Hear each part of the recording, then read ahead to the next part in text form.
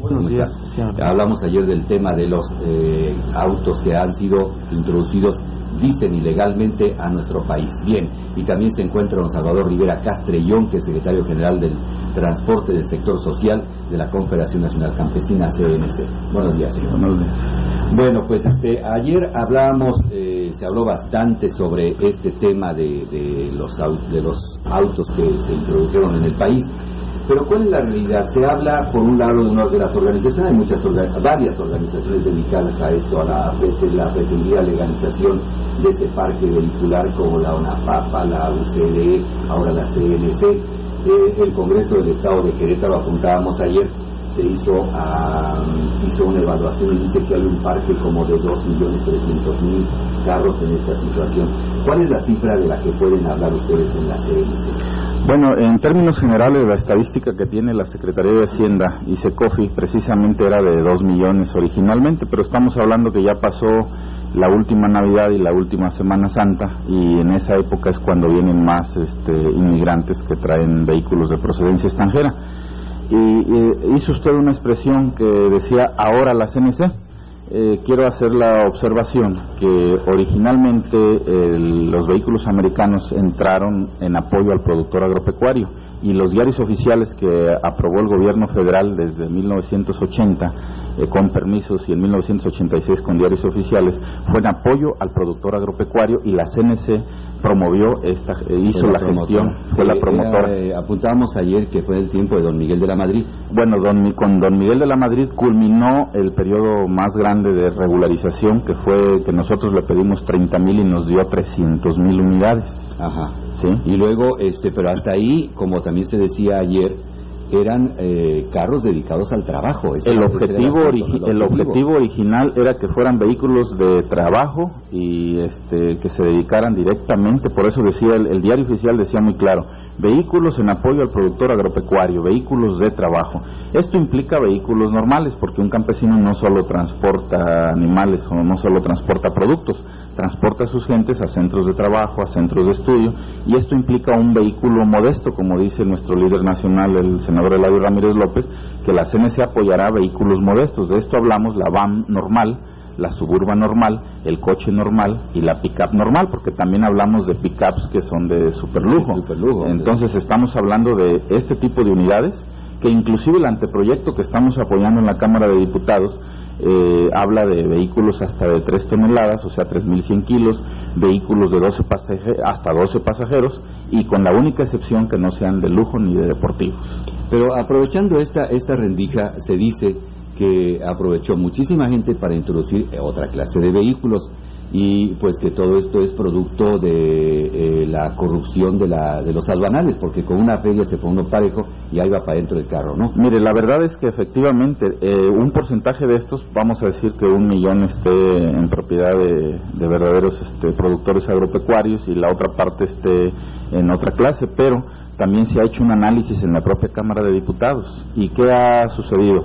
Que el poder adquisitivo de los trabajadores, de los maestros, de los pequeños comerciantes ha disminuido bastante, y entonces han tenido que adquirir este tipo de unidades. O sea, claro, hay sus organizaciones, nuestros hermanos de la CTM, los hermanos de la CNP, ellos también han defendido esta postura, y existen en realidad estos vehículos en propiedad de ellos, pero el área que nos corresponde a nosotros, que es el sector campesino para el que originalmente fue apoyado este proyecto, nosotros lo estamos defendiendo y lo vamos a defender. Inclusive nos hemos inconformado contra la Secretaría de Hacienda y Secofi, porque está sacando un spot denigrante, humillante, violatorio de las garantías individuales hacia los campesinos y hacia cualquiera, ya no solo hacia los campesinos, a cualquier obrero que trae ese vehículo, porque no todos los que lo traen son delincuentes. Y en último de los casos, si la Hacienda nos señala como delincuentes, bueno, pues el principal delincuente entonces son ellos, porque ellos nos cobran $100 y $200 al entrar la unidad en la frontera. Ahora imagínense el negocio, 2.300.000 unidades. Multiplíquelo por 100 o $200, y eso depende. También, ahora, otro detalle: ellos dicen que los de lujo, que no los traigamos. Yo ya se los dije también muy claro, nosotros no le estamos pidiendo que legalice los de lujo, pero una cosa sí le hago la observación: cuando entran, el aduanal perfectamente se da cuenta que es de lujo, y a ese no le cobra $200, se le cobra de $1,000 para arriba. Pero además, con una observación: un campesino no va a comprar un vehículo de lujo o un deportivo porque esos cuestan de $10,000 en adelante, y el campesino normalmente compra vehículos de $300 a $2,500. Entonces es falso que el campesino traiga ese tipo de unidades de lujo, que entran, sí, pero entran por corrupción de la propia Secretaría de Hacienda. A finales del año pasado estuvo a punto, dicen, de solucionarse el problema, inclusive hubo un pretendido decreto en donde ya se avalaba la legalización, creo que promovido por la UCD o algo así, pero no se hizo. ¿Por qué? ¿Qué fue lo que impidió que se diera punto final, por lo menos a este segmento del problema? Porque a rato quisiéramos que platicáramos acerca de cómo va a crecer el problema, porque el problema va a seguir, ¿no? Claro. Así que, ¿cómo estuvo? ¿Por qué no se hizo no se aprobó este decreto? Bueno, en realidad todos lo hemos estado planteando, lo ha planteado la UCD, lo ha planteado la UNAPAFA, lo ha planteado la propia CNC, lo ha planteado ahora el partido. Mire, ¿qué sucedió en realidad? Hubo un problema en el 89, el que usted mencionó, en la época del licenciado de la Madrid se nos aprobaron originalmente 30,000, pero en la práctica resultaron que aparecieron 300,000 unidades. Entonces, consecuencia de esto, quien promovió esta regularización fue la CNC, y hubo una venganza de la industria automotriz y por lo tanto se desató una cadena de difamaciones y ataques periodísticos, publicitarios de todo tipo en contra de la CNC y en contra del propio líder en aquel entonces de la CNC. Inclusive hubo persecución contra el que ocupaba entonces el lugar que ahora ocupo yo, el secretario de Transporte. Hubo persecución, inclusive había orden de aprehensión.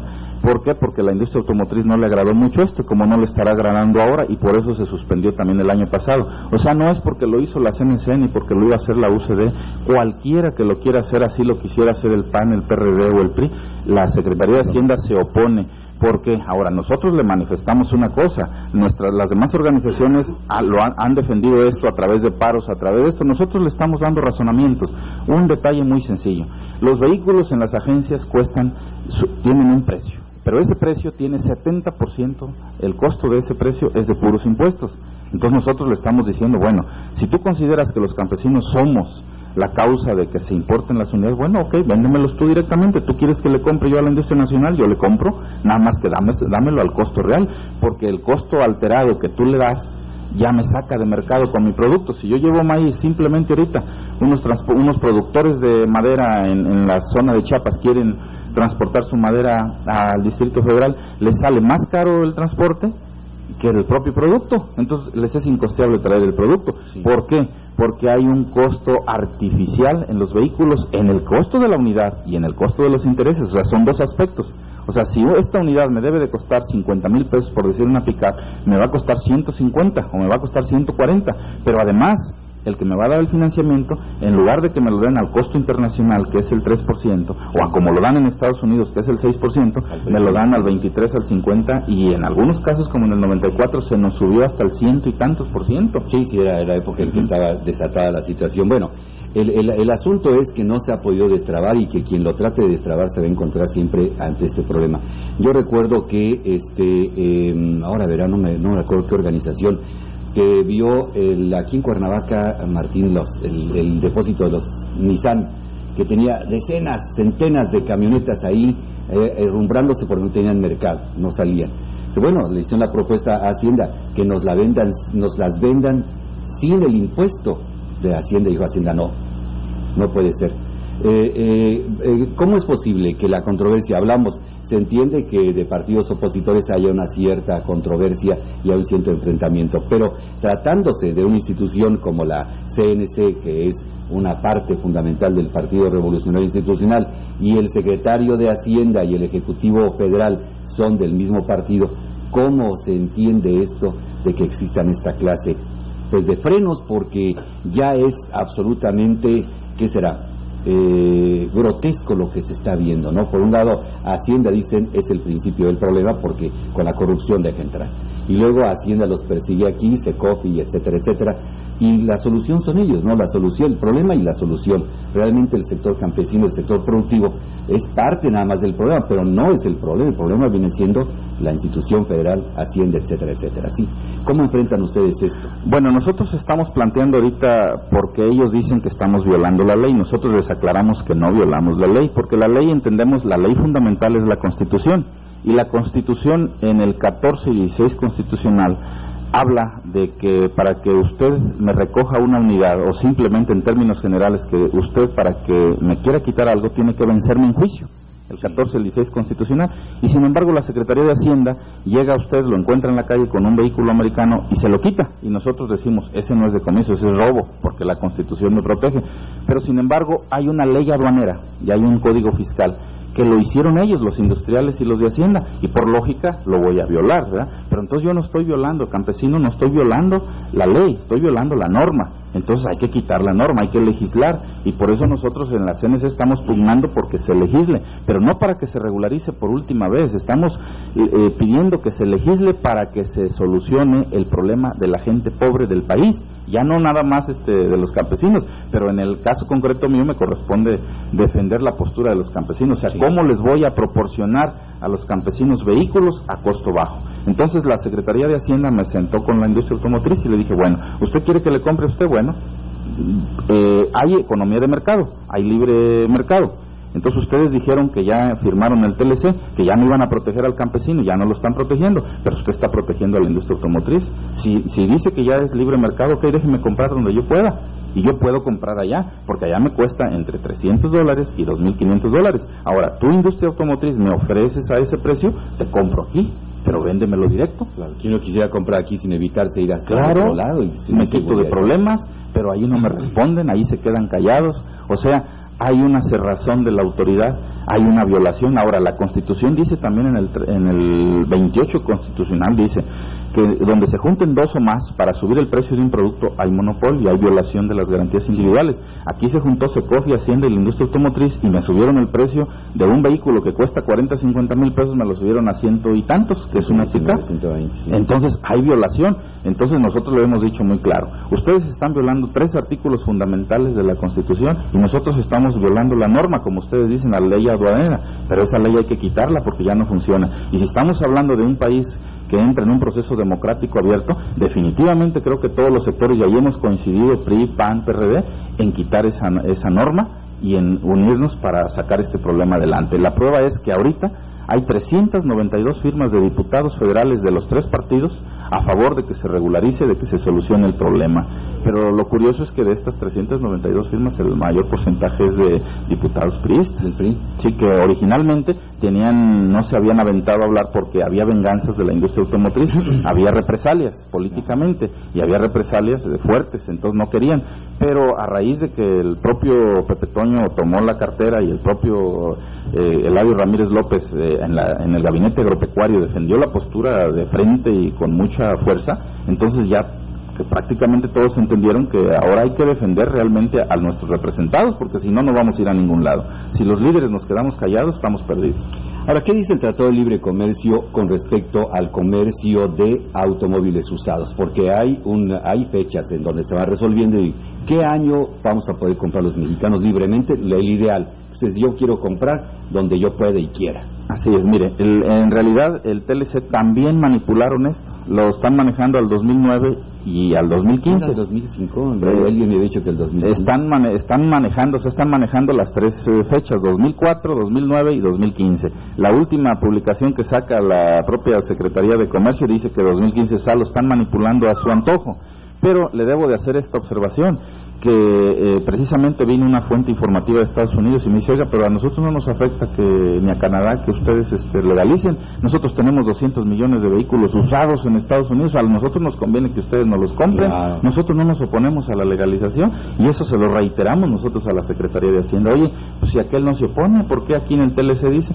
Y el TLC, esa parte fue manipulada por el gobierno mexicano y por la industria automotriz para que quedara así, porque en realidad a ellos les beneficia, Pero los únicos, como hay un maridaje aquí entre Hacienda, Secofi y las empresas, las armadoras, o sea, son una sola cosa. Usted de repente encuentra funcionarios que son accionistas de allá y luego encuentra accionistas que son funcionarios acá, y es un maridaje y intereses muy fuertes encontrados. Entonces, por eso va a ser muy difícil que saquemos esto adelante. En realidad es un problema económico.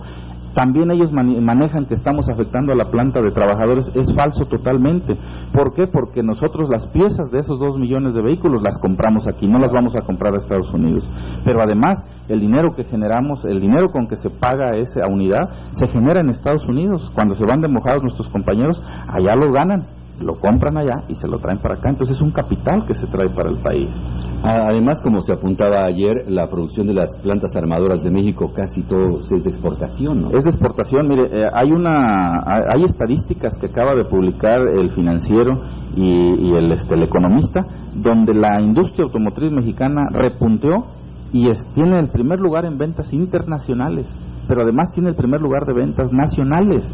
Y eso se lo recalcó ya la propia Secretaría de Gobernación. Es una mentira que esté Es una mentira, no es una mentira. Las estadísticas con documentos verídicos publicados por ellos, no por nosotros, ni publicados por ellos en el Financiero y en el Economista, ahí marca las cantidades que están vendiendo en el extranjero y en el país. O sea, están en su mejor momento de ventas al público. Ha llegado a tal punto esto que también platicábamos de la cuestión del gobernador Patricio Martínez García, gobernador de Chihuahua, que ha llegado hasta casi la controversia constitucional, ¿no?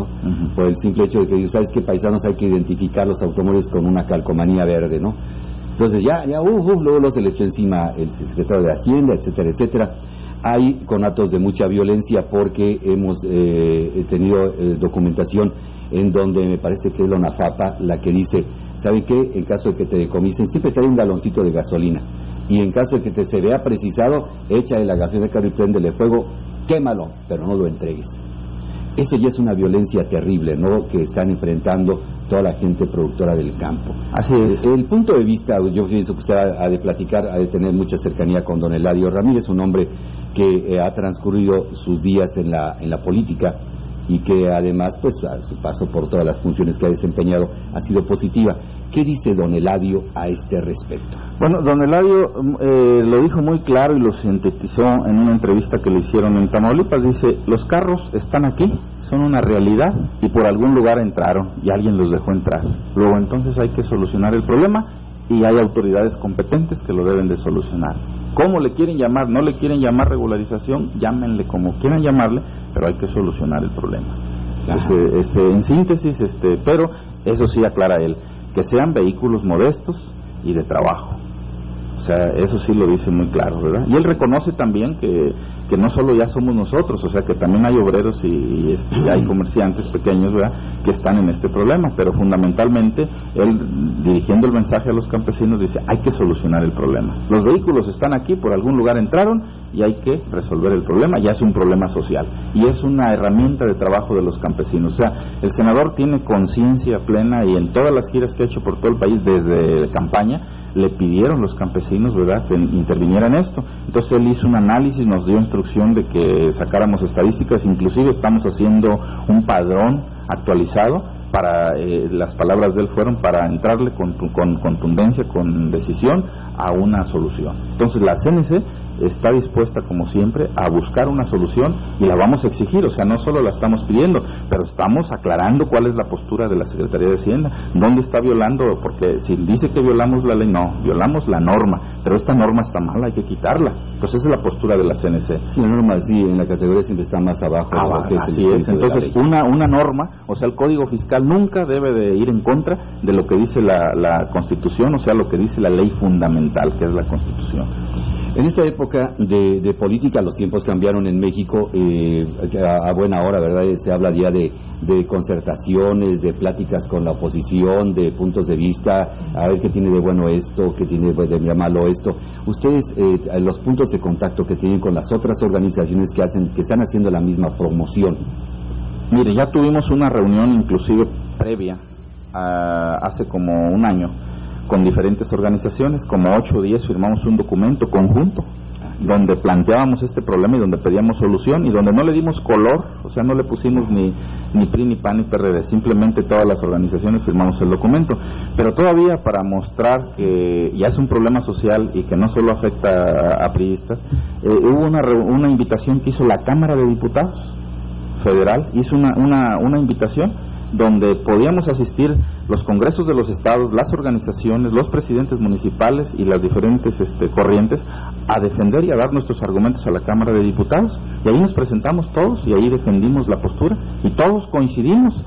Y en el caso concreto que usted menciona de Chihuahua, el gobernador lo único que hizo es que se encontraba ante un problema social, que tenía paros, que efectivamente a veces se cometían ilícitos con esos vehículos y era preferible tenerlos controlados, tener un control. Entonces él no regularizó, él lo único que hizo es tener un padrón para tener el control de esos vehículos, y cuando el gobierno federal quiera resolver el problema lo tendrá que resolver, y eso fue a invitación de la CNC, porque la CNC en 1987 publicó un desplegado donde invitaba a los gobernadores a que asumieran la soberanía estatal para resolver el problema. Si bien es cierto que la Constitución dice que eso lo debe de resolver el gobierno federal, pero como no lo ha resuelto, entonces automáticamente faculta que los estados tomen provisiones, no que lo resuelvan, que tomen provisiones, y es lo que hizo el gobierno de Chihuahua. Pero ahorita nos encontramos que ya tomó provisiones de esas características Chihuahua, San Luis Potosí, Jalisco, Guanajuato, el propio Zacatecas,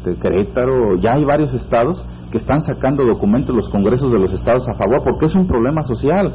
Si bien es cierto que hay las unidades y que son ilegales, pero muchas entraron en forma legal, porque los campesinos pagaron, los que son residentes pagan los derechos, y esas no podríamos decir que todas son ilegales, o sea, muchas entraron legal, que por la ley aduanera contradictoria a la Constitución se convirtieron en ilegales posteriormente. Ese es otro proceso, pero eso es un problema del propio gobierno, el propio Estado, lo ocasionó el propio Estado. ¿Por qué? Porque si el Estado está viendo que tiene un pueblo demasiado pobre, debe de dejar que haya unidades. Ok, véndelas tu industria, te quito los impuestos y véndelas, o de lo contrario va a pasar lo que está sucediendo en Cuba, no vamos a tener carros después en la frontera, en las zonas pobres, ¿sí? 50 años atrás, ¿no? Así es. Yo veo, por ejemplo, que el secretario de Hacienda lo toma muy en lo personal, porque cuando lo de don Patricio Martínez García, gobernador priista de Chihuahua, se veía colérico en la televisión, se veía encolerizado cuando eso no se puede hacer. Perdió los estribos. Yo creo que le están echando mucha sangre, ¿no?, de parte de la Secretaría de Hacienda. Cada vez que se le pregunta, dice drásticamente, no va a pasar, no se van a aprobar. Yo creo que llega un momento en que uno tiene que reconocer argumentos, sentarse a la mesa del diálogo, y lo que se pueda y lo que no se pueda, ¿no?, y compartir ideas. Pero en esos momentos, ¿cuál sería la actitud que tienen que tomar quienes poseen un auto en esas condiciones que ya lo tiene aquí? ¿Qué actitud debe asumir? Nosotros manejamos un principio, ¿verdad?, que cuando la autoridad se extralimita en sus funciones constitucionales, pues automáticamente legitima al particular a que se defienda. Entonces no compartimos que se le ponga la gasolina al vehículo para que se queme, pero definitivamente nosotros les decimos a los campesinos, pues si vienen 3 fiscales y ustedes en el pueblo son 50, pues no sé qué tengan que hacer, pero no se dejen que se quiten el carro, porque están violando la Constitución. Sí, échenle montón, o sea, definitivamente. ¿Por qué? Porque el gobierno, el Estado mexicano ha llegado a un punto que se ha cerrado mentalmente, el secretario de Hacienda concretamente y el de Secofi se han cerrado mentalmente y no escuchan razones. ¿Por qué? Lo que yo le explicaba hace rato, hay demasiados intereses. ¿Cuántas razones habrá de medio, no? Hay nuevos accionistas en las nuevas empresas que entraron, hay por ahí unos yatecitos que entraron al país y que por ahí no sé dónde andan ahora, eso sí no sabemos cómo los legalizaron, pero hay muchas razones que le podríamos explicar, de mucho peso económico, político y social, ¿no? Pero definitivamente no quieren ellos entender, pero tienen una realidad social y política. Y va a llegar un momento que la mayor parte de los gobernadores van a asumir su soberanía, y entonces el centro, ¿qué va a hacer? Qué bueno, ojalá y que lo hagan todos, porque eso va a implicar que eso va a decir que hay conciencia política de esos gobernadores, que sienten la problemática de su pueblo, porque yo se lo decía hace días en la Secretaría de Hacienda al secretario de Hacienda y al de Secofi, y le dije, oiga, es que usted no escucha las miserias, usted tiene un sueldo acá, usted tiene un sueldo y sus gentes todas, pero la gente de allá no. Es la única manera que tiene de llevar qué comer a sus hijos o qué ir a vender lo poquito que cosecha, es a través de ese vehículo. Y usted se lo está robando, no se lo está decomisando, se lo está robando. Con el temporal llega la actividad en el campo así grande, ¿qué hacer? ¿Ya podemos sacar las trocas y todo? Bueno, nosotros hay que sacarlas para trabajar, no hay de otra. Y lo que sí nosotros le decimos, nos estamos organizando, le decíamos ese día en una forma, pues si usted quiere simbólica, me decía el secretario, ¿y usted qué les ha propuesto a los campesinos? Le digo, pues formar comandos de resistencia civil contra abusos de autoridad. Me dice, oiga, no, eso no. Le dije, bueno, pues entonces dígame qué vamos a hacer. Si usted ya formó comandos para que vayan a robar, pues nosotros ahora hay que formar comandos para que se defiendan, pero comandos en el sentido pacífico, en el sentido de defensa de los bienes a particulares. Y me decía, no, es que ese no es el camino. Le digo, pues tampoco la actitud que usted está tomando es el camino. Él hizo un comentario ya más tranquilo ahí en la CNC el día que nos visitó, porque se lo planteamos directo ahí en la CNC. Entonces él nos decía, mire, en los argumentos que ustedes me dan, definitivamente tienen razón, dice, pero él también hablaba de esos intereses, dice, pero dice, la solución aquí, dice, es tratarlo como el asunto de los palestinos, dice. Y le decimos, bueno, ¿y cómo es? Dice, pues sobrellevarlo, dice, no hay otra, dice. O sea, que hay conciencia del problema, ¿saben? Y hay que llevarlo por encimita, no la solución final. No la solución. No quieren, o sea, están de mediocres, o sea, no le quieren dar la solución. Saben que tenemos razón, porque ya lo reconocieron. Inclusive la Asociación Mexicana de Distribuidores de Automóviles, en el financiero de esta semana pasada, ellos dicen, ok, tienen razón. Dice, quiten los impuestos y nosotros vendemos más. Y no sé si vio el proceso de esta semana pasada, también lo dice lo de ellos mismos, los industriales dicen, pues quiten los impuestos y vendemos más. Pues sí, porque esos 2 millones y pico de unidades debimos haberlas comprado aquí, hubieran sido utilidades que aquí se hubieran quedado, ¿no? Dinero que aquí se movería. Bueno, en fin, hoy usted tiene una reunión en Cuernavaca, ¿por qué no nos habla de ella? Bueno, vamos a estar con los compañeros transportistas organizados de la CNC, que es un programa que tiene la CNC que se inició en 1980.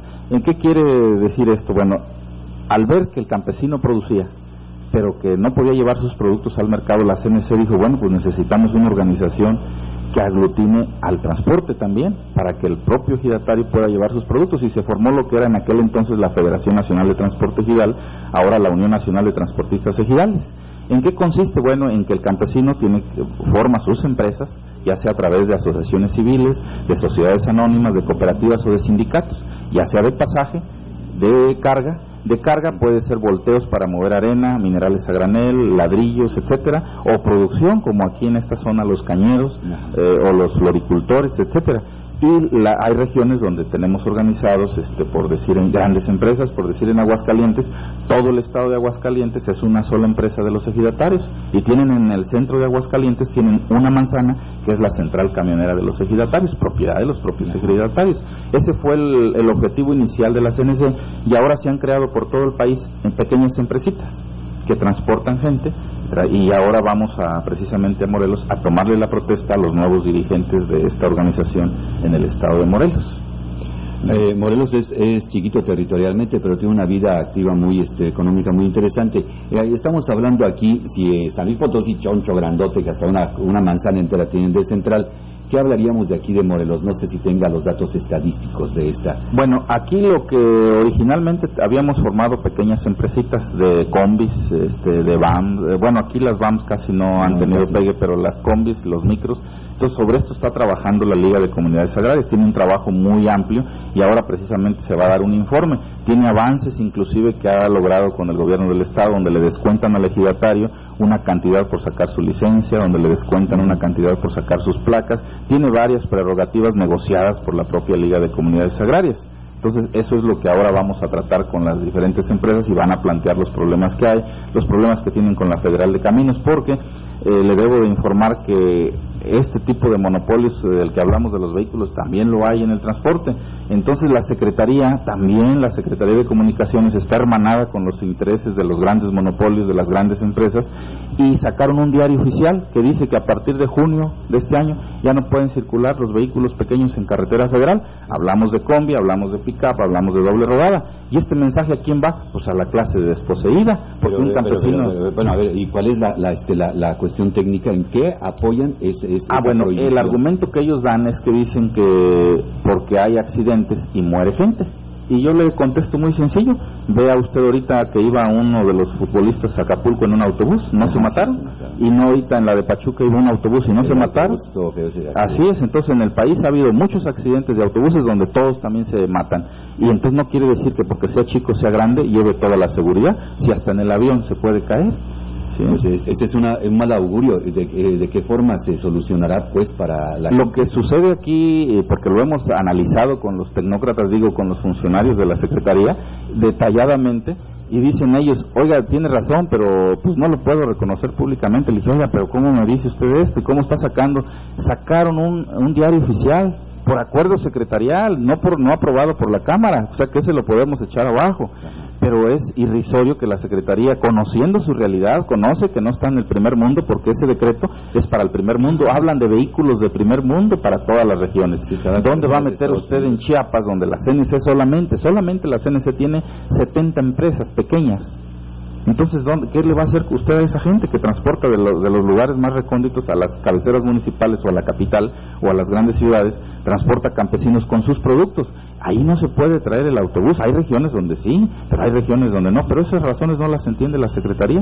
Los tecnócratas se han empeñado en decir que no, que esos vehículos son ataúdes rodantes. Así lo dice el propio director de autotransporte, cuando en realidad él está consciente que en los mismos autobuses ha habido grandes pérdidas. Y lo curioso es que a nosotros no nos apoyan y a ellos los han apoyado para que adquieran sus unidades, pero además no las pagan y además las paga el Fobaproa, lo dijeron ellos mismos en las propias noticias. Entonces, ¿qué está pasando? Bueno, que reconozcan que hay una realidad, que hay un transporte de campesinos y que hay que apoyarlo, que quieren que traigamos unidades nuevas, lo aceptamos, sí, que nos den financiamiento como le dan y en las condiciones en las que le dan a los grandes monopolios, porque no se las dan a los grandes intereses que están pagando los demás. A mí me pareció sumamente interesante ahora que mencionó lo del Fobaproa. Cuando el señor Labastida Ochoa dice que quiere ser candidato, estaba dentro de los invitados del transporte, que casualmente está dentro de Fobaproa por un rescate millonario. Y bueno, yo digo, caray, entonces no tenía dinero para pagar sus deudas, pero sí tenía dinero porque luego yo apoyo con tantos miles de unidades. Me pareció absurdo, ¿no? Que como que nos tomaran el pelo de esa manera a los mexicanos. Usted tocó un punto importantísimo. Desde la época del licenciado de la Madrid, porque ahí empezó el problema de nosotros, desde ahí, cuando él era candidato, él dijo: de los monopolios no voy a aceptar los autobuses que me pongan, porque después le iban y le exigían componendas, le exigían que a fuerza tenía que disciplinarse a los compromisos de ellos económicos y políticos, y tenían agarrado al propio gobierno así. Entonces, lo que fue el licenciado Salinas y el licenciado de la Madrid no aceptaron esos autobuses. A nosotros nos sorprendió que el licenciado Labastida los haya aceptado, y que, claro, como grupo de gente, pues no tiene el número de votos en un momento dado que puede tener los campesinos, ni los obreros, ni los de la CNOP. Los agraviados. Claro, ellos son de la CNOP, son del partido también. Sí, pero bueno, allí son accionistas. Y usted habla de 30,000 unidades. ¿Cuántos dueños cree que sean 30,000 unidades? No, se está concentrado. ¿Sí? Son muy poquitos. Son muy poquitos. Entonces, bueno, el licenciado, ¿cuántos votos va a querer? ¿Cuántos calcula que va a tener ahí? ¿Cuántos calcula que va a tener dentro de los campesinos? Entonces, ahí yo siento que es nada más cuestión de informarle. Nosotros le vamos a hacer un escrito al licenciado Labastida donde le vamos a explicar esto. O sea, somos muy respetuosos y ellos quieren participar porque son del PRI y porque tienen derecho como mexicanos, sí. Nada más que también existimos nosotros como campesinos y también tenemos vehículos y también cuando se requiere transportamos a la gente para los actos. Bueno, además en determinada situación los analistas políticos le han llamado el voto verde, que ha rescatado a muchos candidatos del PRI. Así es, entonces nosotros sí, eso sí se lo vamos con todo el respeto que nos merece, y esto sin crear polémica dentro del propio PRI, pero sí le hemos dicho nosotros al propio partido: oye, aquí le estás dando tu preferencia a un sector o a otro sector y a los campesinos los estás dejando al margen.